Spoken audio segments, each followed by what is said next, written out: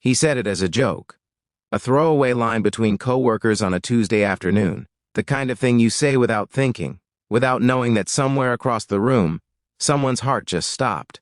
"Marry me," Marcus had laughed, sliding a plate of homemade lasagna across the break room table toward Elena, shaking his head in dramatic disbelief at how good it smelled.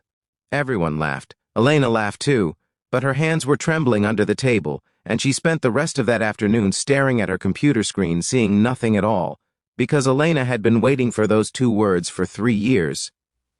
If this story already has you feeling something deep in your chest, please take a moment right now to like this video, share it with someone who believes in love and second chances, and subscribe to our channel Kindness, because that's exactly what we're about here. Real stories, real emotions, real human hearts finding their way home. And tell us in the comments, where are you watching from today? We truly love knowing you're out there. Marcus Delaney came into Elena's life the way quiet, important things often do, without announcement, without fanfare. He had transferred to the accounting firm 3 years ago, a single father of a 7-year-old girl named Sophie. Carrying a lunchbox, he packed himself every morning in a sadness behind his eyes that he tried very hard to keep hidden. Elena had noticed him on his first day, not because he was conventionally striking, though he was, tall, with tired eyes and hands that looked like they were used to carrying things heavier than spreadsheets, but because of the way he moved through the office. Carefully, like someone who had learned the hard way that the world could shift beneath your feet without warning. She learned his story in pieces over months. His wife had left when Sophie was 4, not dramatically, not with a fight, but slowly, like a tide going out. She had said she wasn't built for the life they had built, and she walked away on a Wednesday morning while Sophie was at preschool. Marcus had come home to an empty closet and a note that was only 2 sentences long. He never told anyone in the office what those 2 sentences said.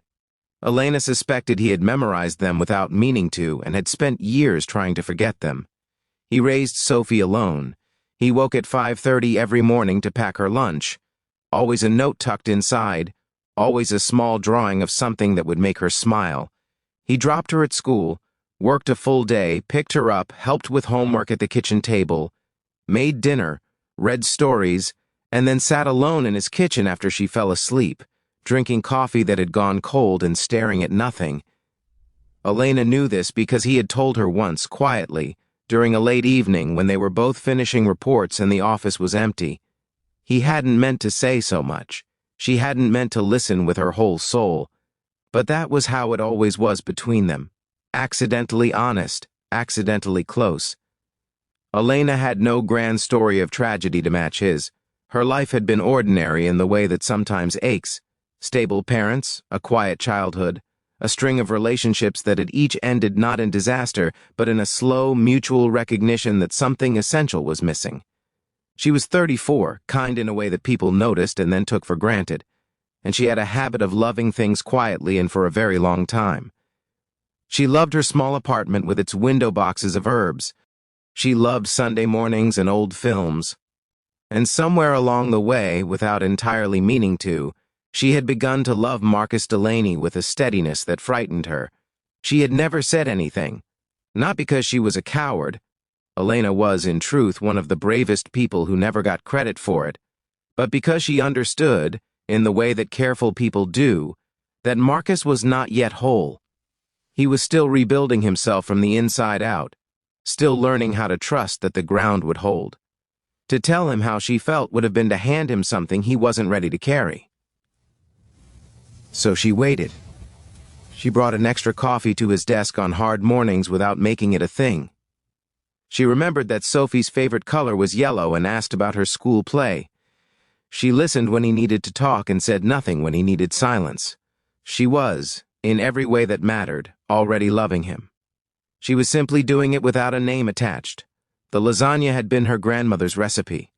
She had made it the night before without any particular intention, simply because it was cold outside, and she had needed the comfort of familiar smells in her kitchen. She brought the leftovers to work without thinking much of it, and when Marcus lifted the lid of the container she had set in the break room and that aroma rose up, garlic and rosemary and something that smelled almost like memory, he had pressed a hand to his chest in exaggerated reverence and said it, "Marry me," and laughed, and everyone laughed, and Elena had smiled and looked down at her coffee cup and felt the full weight of 3 years settle quietly over her shoulders. She went home that evening and sat on her kitchen floor, which was something she only did when she was overwhelmed. She sat with her back against the cabinet and thought about all of it. Every coffee, every late evening, every quiet conversation, every moment she had chosen patience over expression. And for the first time she wondered if she had been waiting for something that would never come. Not because Marcus wasn't capable of love. She knew he was. She had seen it every time he talked about Sophie. She had seen it in the drawings he kept in his wallet and the way his voice changed when he said his daughter's name.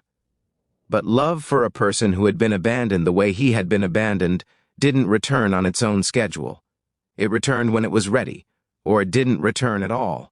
What Elena didn't know, couldn't have known, was that Marcus had driven home that same night and sat in his parked car in the driveway for 20 minutes before going inside. That he had replayed the moment in the break room on a loop, not with laughter but with something unsettling and clarifying, like a photograph slowly coming into focus. He had said those words and looked up and seen Elena's face in the half-second before she composed it, before the smile arrived, before the look down, before the practiced neutrality, and in that half-second he had seen something true, something he recognized because it looked, achingly, like something he felt himself and had not yet found the courage to name. He put Sophie to bed that night and read her 2 stories instead of 1 because he needed the extra time to think. Then he sat in his kitchen with his cold coffee, and he did something he hadn't done in 3 years. He let himself want something for himself. Not for Sophie's stability, not for the manageable forward motion of a life held carefully together, but for himself, for the man who had been eating lunches alone and coming home to silence and telling himself that was enough when it was not. It was not enough. It had never been enough. The next morning, Marcus arrived at the office before anyone else. He set a cup of coffee on Elena's desk, her order, exact, from the cafe 2 blocks away, which he had paid attention to without realizing he was paying attention. He left a note beside it.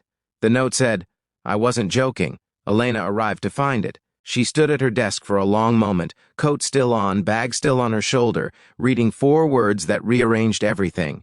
Then she sat down slowly, held the note with both hands, and began to cry in the quiet way that has nothing to do with sadness. The way that happens when something you have held carefully for a very long time is finally, gently received.